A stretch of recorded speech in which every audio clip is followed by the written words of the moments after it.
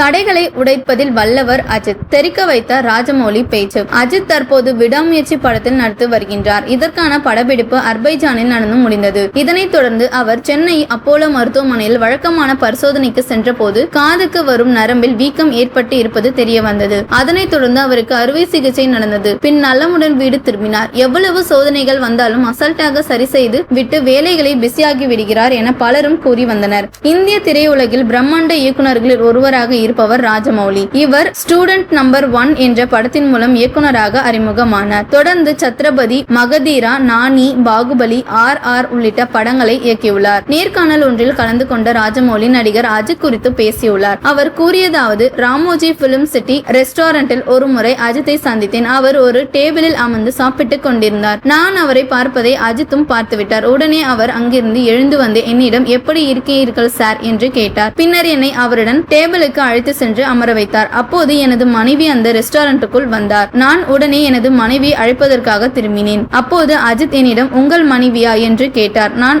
ஆமாம் என்று சொன்னதும் உடனே எழுந்து எனது மனைவியின் சென்று ஹாய் நான் அஜித் என்று அறிமுகம் செய்தார். பின்னர் எனது மனைவியை அழைத்துக் கொண்டு டேபிளுக்கு வந்தார். அந்த அளவுக்கு அஜித் மிகவும் பணிவான மனிதர் என்று ராஜமௌலி நெகிழ்ச்சி தெரிவித்து உள்ளார்.